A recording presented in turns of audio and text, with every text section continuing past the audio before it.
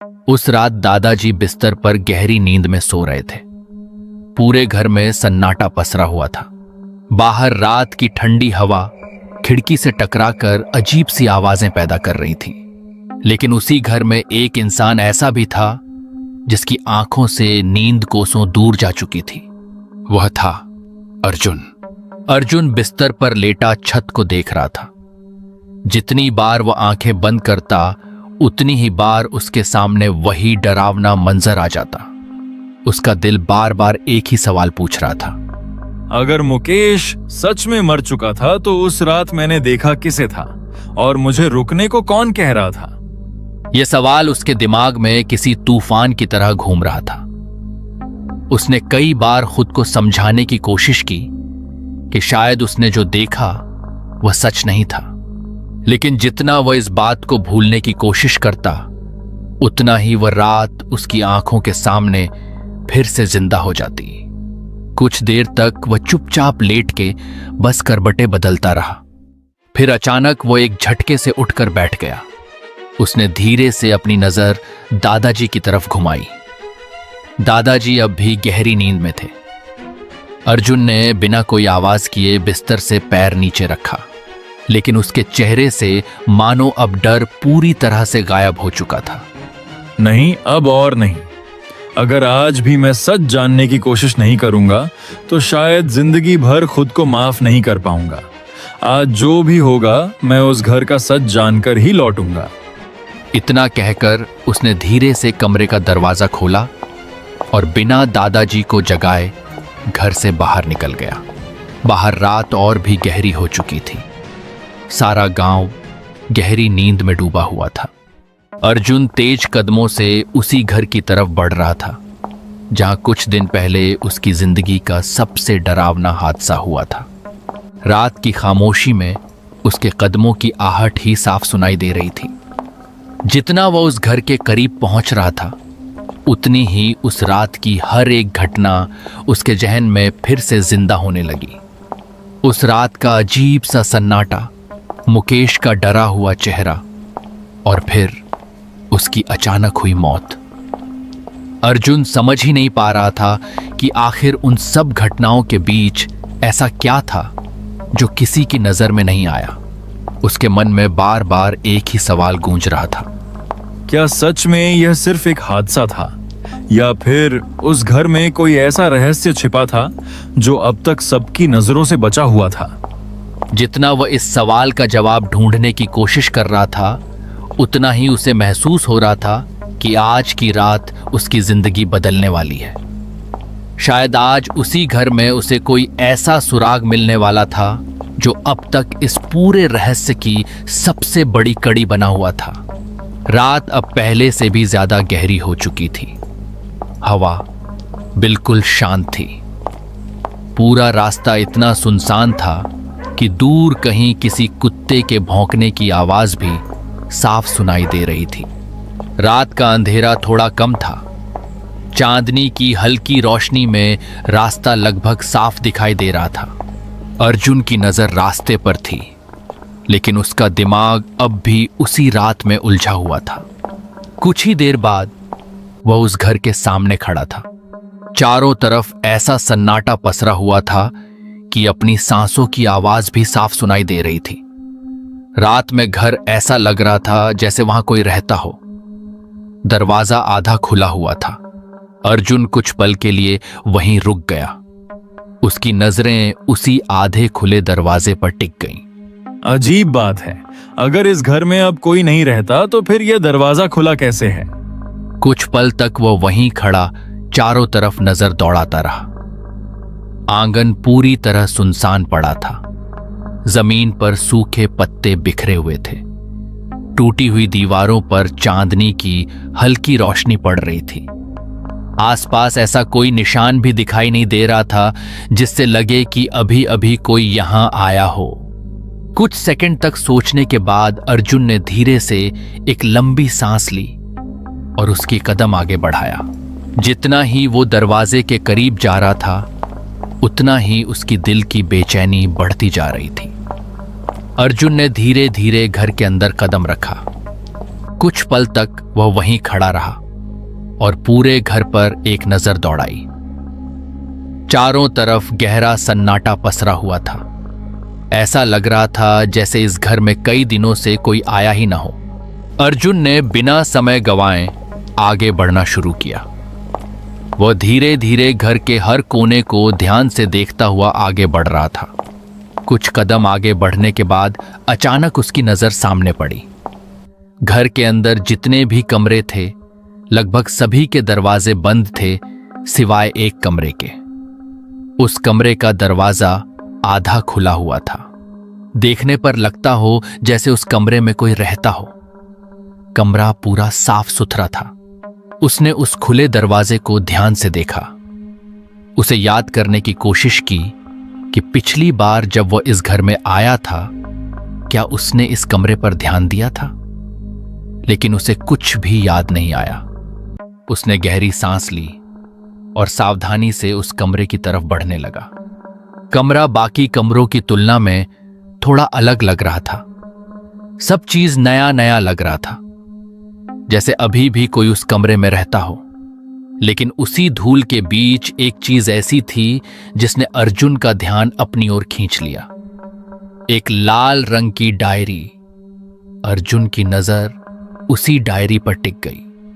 अर्जुन ने बिना देर किए उस पुरानी डायरी को अपने हाथों में उठा लिया।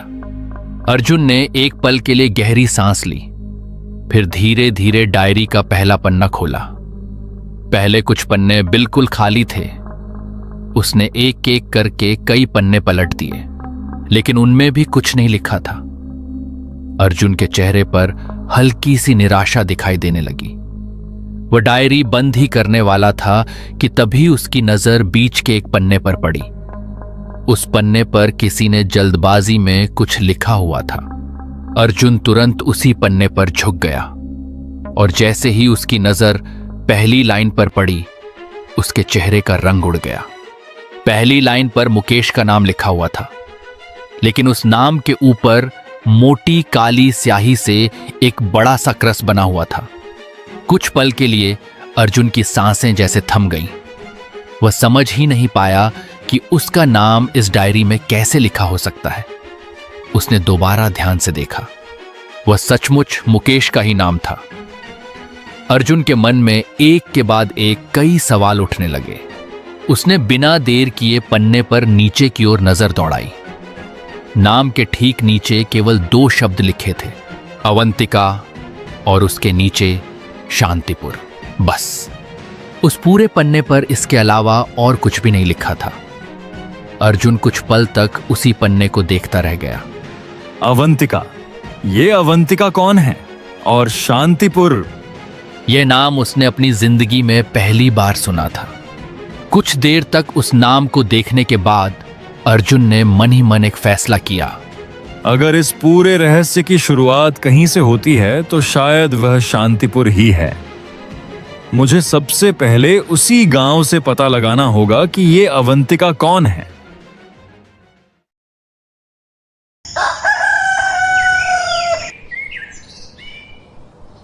धीरे धीरे पूरी रात बीत गई। सुबह सूरज की पहली किरण खिड़की से कमरे के अंदर पहुंची तो अर्जुन की आंख खुली। वो बिना देर किए बिस्तर से उठा। उसने जल्दी जल्दी तैयार होकर कमरे से बाहर निकल आया। दादाजी आंगन पर काम कर रहे थे। दादाजी, मैं थोड़ा बाहर जा रहा हूं, शायद थोड़ा लौटने में देर हो जाएगा। दादाजी ने उसकी तरफ देखा। इतनी सुबह तुम कहाँ जा रहे हो बेटा? अर्जुन कुछ पल चुप रहा। दादाजी, मैं थोड़ा शांतिपुर जा रहा हूँ, कुछ काम है, खत्म होते ही वापस लौट आऊंगा। ठीक है बेटा, जाओ, लेकिन जल्दी लौट आना। इतना कहकर अर्जुन शांतिपुर की तरफ निकल गया। गांव की कच्ची सड़क पार करते हुए वह मुख्य सड़क तक पहुंचा। कुछ देर इंतजार करने के बाद उसे शांतिपुर जाने वाली एक बस दिखाई दी। बस उसके सामने आकर रुकी। अर्जुन बिना देर किए बस में चढ़ गया और खिड़की के पास वाली सीट पर जाकर बैठ गया। कुछ ही पल बाद बस धीरे धीरे आगे बढ़ने लगी। खिड़की के बाहर के नजारे लगातार बदलते जा रहे थे। गांव, खेत, सुनसान सड़कें और कई छोटे छोटे कस्बे पीछे छूटते चले गए। करीब 1.5 घंटे के सफर के बाद बस शांतिपुर गांव के बाहर रुकी। अर्जुन तुरंत अपनी सीट से उठा और बस से नीचे उतर गया।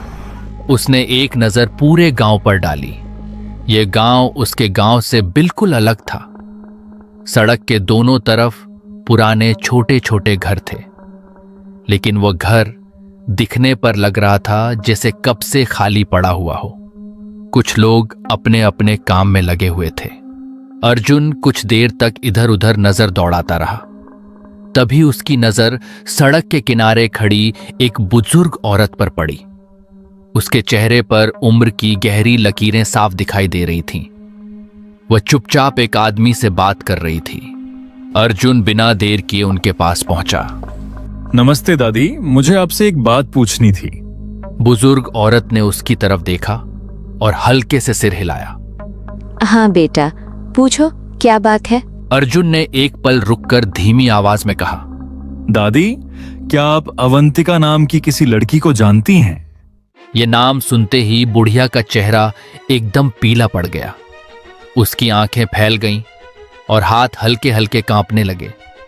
ऐसा लग रहा था जैसे अर्जुन ने कोई ऐसा नाम ले लिया हो जिसे सुनने की उसने कभी उम्मीद ही नहीं की थी।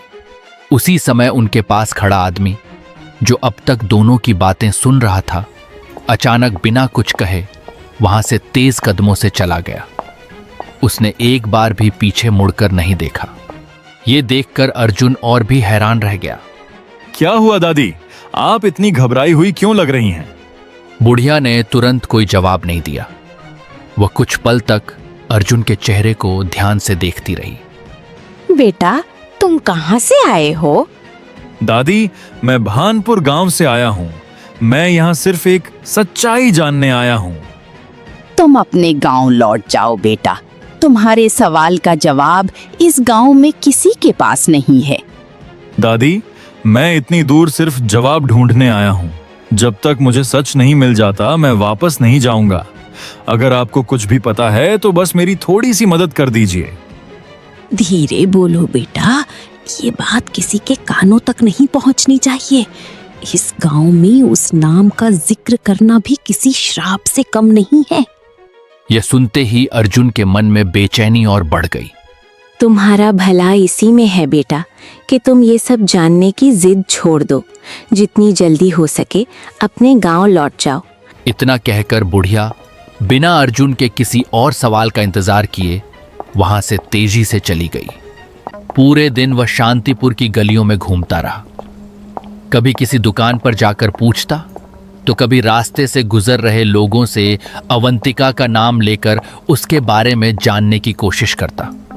लेकिन जैसे ही वह अवंतिका का नाम लेता, कोई चुप हो जाता, कोई बात बदल देता, तो कोई बिना जवाब दिए वहां से चला जाता। धीरे धीरे पूरा दिन बीत गया, लेकिन अर्जुन को उसके एक भी सवाल का जवाब नहीं मिला। लगातार चलते चलते उसके पैर जवाब देने लगे थे। थकान उसके चेहरे पर साफ दिखाई दे रही थी। आखिरकार वह एक पुराने बरगद के पेड़ के नीचे जाकर बैठ गया। उसने गहरी सांस ली और आसमान की तरफ देखने लगा। उसके मन में बार बार यही सवाल घूम रहा था, आखिर इस गांव के लोग अवंतिका के नाम से इतना डरते क्यों हैं? कुछ देर बाद उसी रास्ते से एक बुजुर्ग आदमी धीरे धीरे चलते हुए वहां पहुंचे। उनके सफेद लंबे लंबे बाल दिखने में किसी साधु की तरह लग रहे थे। उन्होंने पेड़ के नीचे बैठे अर्जुन को देखा और उसके पास आकर रुक गए। क्या बात है बेटा, सुबह से देख रहा हूँ तुम पूरे गांव में किसी को ढूंढते फिर रहे हो। इतने परेशान क्यों हो? दादाजी, मैं दूसरे गांव से आया हूँ। मैं यहाँ अवंतिका नाम की एक लड़की के बारे में जानने आया हूँ, लेकिन पूरे दिन किसी ने भी मेरे सवाल का जवाब नहीं दिया। जैसे ही मैं उसका नाम लेता हूँ लोग डर जाते हैं या वहां से चले जाते हैं। आखिर ऐसा क्यों है? बुजुर्ग कुछ पल तक बिल्कुल शांत रहे।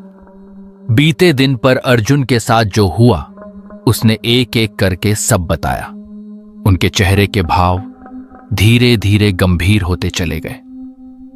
उन्होंने एक लंबी सांस ली और फिर धीमी आवाज में कहा, ठीक है बेटा, अगर तुम सच जानने के लिए इतनी दूर से आए हो तो मैं तुम्हें सब कुछ बताऊंगा। आखिर अवंतिका के नाम से पूरा गांव इतना डरता क्यों है यह भी बताऊंगा, लेकिन यहाँ नहीं। उन्होंने चारों तरफ एक नजर दौड़ाई। तुम मेरे पीछे पीछे चलो मेरे घर तक, वहां आराम से बैठकर बात करेंगे। इतना कहकर वो आगे चलने लगे। अर्जुन बिना एक पल गंवाए उनके पीछे पीछे चल पड़ा।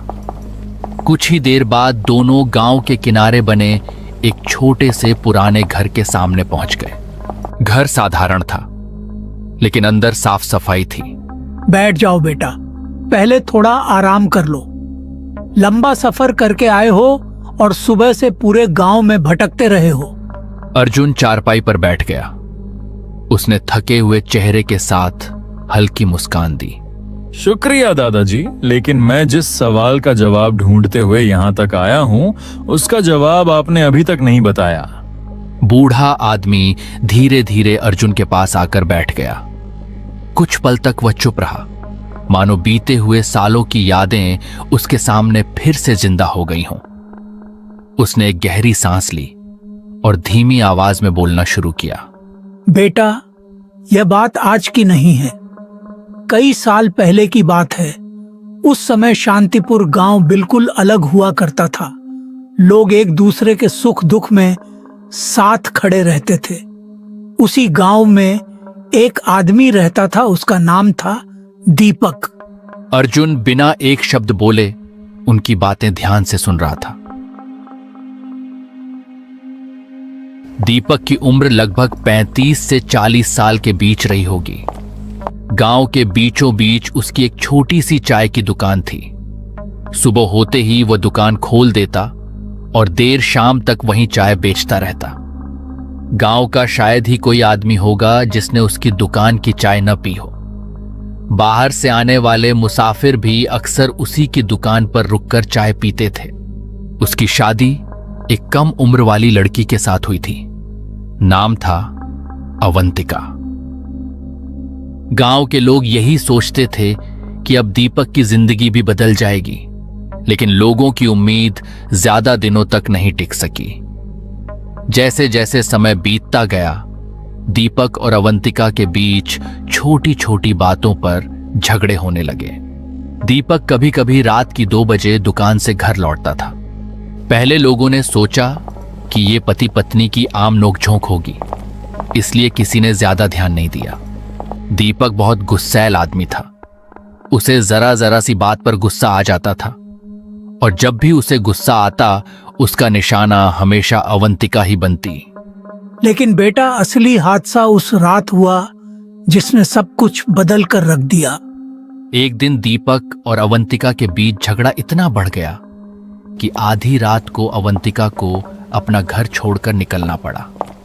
वह बिना पीछे देखे तेज तेज कदमों से गांव से बाहर निकल गई। उसकी हाथ में एक छोटा सा बैग था।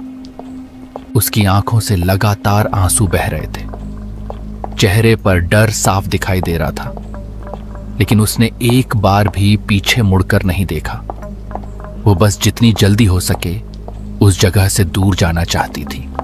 गांव की गलियां पार करते करते वह जंगल वाले सुनसान रास्ते पर पहुंच गई। उस रात का माहौल कुछ अलग ही था। चारों तरफ गहरा सन्नाटा पसरा हुआ था।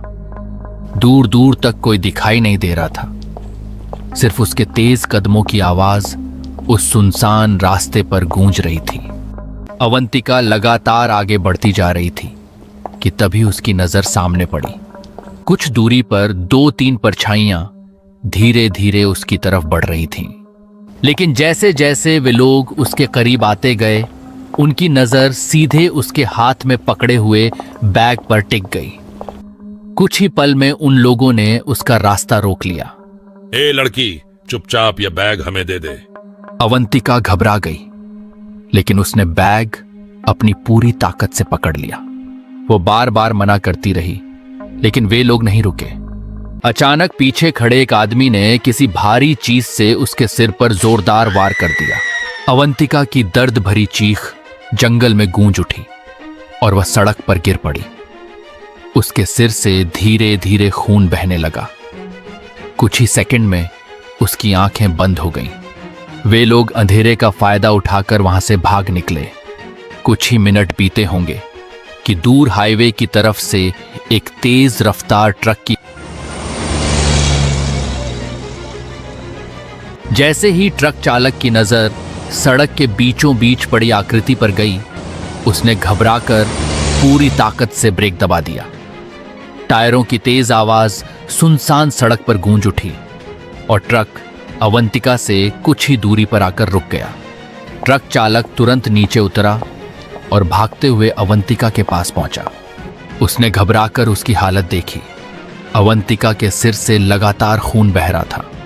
कुछ पल बाद उसे एहसास हुआ अवंतिका की सांसें अभी भी चल रही थीं।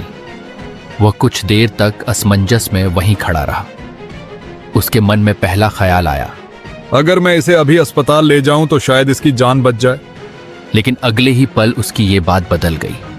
अगर रास्ते में पुलिस ने रोक लिया या इस लड़की के बारे में पूछताछ शुरू हो गई तो कहीं पूरा इल्जाम मेरे ऊपर ही ना आ जाए। वह बुरी तरह घबरा गया। कुछ पल तक वह वहीं खड़ा सोचता रहा। आखिरकार उसने एक ऐसा फैसला लिया जिसकी कीमत किसी और को अपनी जान देकर चुकानी पड़ी। अगर इसकी मदद की तो मैं उल्टा फंसूंगा। बेहतर होगा मुझे इसकी हालत पर इसको छोड़ देना चाहिए। वह बिना किसी की मदद किए वापस अपने ट्रक में चढ़ गया। कुछ ही सेकंड बाद ट्रक वहां से तेजी से आगे निकल गया। उस समय अवंतिका पूरी तरह होश में तो नहीं थी, लेकिन उसकी आंखें एक आखिरी बार हल्की सी खुली। धुंधली नजरों से उसने जाते हुए ट्रक चालक का चेहरा देखने की कोशिश की। अगले ही पल उसकी पलकों ने हमेशा के लिए साथ छोड़ दिया। उस सुनसान सड़क पर उस रात न कोई दूसरी गाड़ी गुजरी, न ही कोई राहगीर वहां पहुंचा। मदद के इंतजार में वहीं सड़क पर पड़ी पड़ी अवंतिका ने अपनी आखिरी सांस ले ली। यह बात सुनते ही अर्जुन की होश उड़ गई। उसके हाथ हल्के हल्के कांपने लगे। दादाजी, उसके बाद क्या हुआ? दादाजी की बात धीमी हो गई। वह कुछ पल कुछ सोचे, फिर कहा, अगले दिन उसका पति दीपक उसको ढूंढने के लिए उसी रास्ते से गया था। उसे लगा था गुस्से में वह अपनी घर चली गई होगी, लेकिन उस दिनों से वह कभी घर नहीं लौटा। कुछ लोग कहते हैं अवंतिका ने उसी रास्ते में उसकी जान ले लिया था। उसने अपने पति तक को नहीं छोड़ा। कुछ कुछ बात अब अर्जुन को समझ में आ रहा था। भले ही उसके हाथ कांप रही थी, लेकिन वह गहरी सोच में पड़ गया। उसे उस दिन रास्ते में चाय वाले की बात याद आ गई। क्यों वह इस तरह से बात कर रहा था? लेकिन दादाजी, उस ट्रक वाले का क्या हुआ जो उस दिन अवंतिका को बीच सड़कों पर छोड़कर चला गया था? उसकी भी कुछ साल पहले मौत हो गई बेटा। तुम्हारे गांव के रहने वाले रघुनाथ और उनकी बीवी रात में ऑटो से जा रहे थे और उसी वक्त उनका एक्सीडेंट उस ट्रक वाले के साथ हो गया और तीनों चल बसे। ये बात सुनते ही अर्जुन के पैर के नीचे जमीन खिसक गई, क्योंकि रघुनाथ मुकेश के दादाजी थे, जिनसे वह कुछ दिन पहले चाय की दुकान पर मिला था। इसी वजह से इस गांव के लोग अवंतिका नाम से इतना डरते हैं और कुछ लोगों का दावा है कि आधी रात में अवंतिका सफेद साड़ी में इस गांव में घूमती रहती। तब से इस गांव के लोग आधी रात में घर से बाहर नहीं निकलते और ना ही उस रास्ते से कहीं जाते। जो लोग भानपुर गांव को रात में जाते हैं, उन्हें सारे मरे हुए आदमी वहां एक चाय के टपरी पर दिखाई देते हैं, लेकिन जो उनके पास गया वो कभी लौट के नहीं आया। रात गहरी हो चुकी थी। अर्जुन वापस अपने दादाजी के पास लौट आया था। मुकेश की मौत के पीछे वजह जानकर अर्जुन हैरान हो गया, लेकिन उसे अब थोड़ी तसल्ली सी महसूस हो रहा था, क्योंकि जिस सवाल की जवाब सोचते सोचते उसकी रात नींद गायब हो जाती थी, उसी सवाल का जवाब उसे अब मिल चुका था।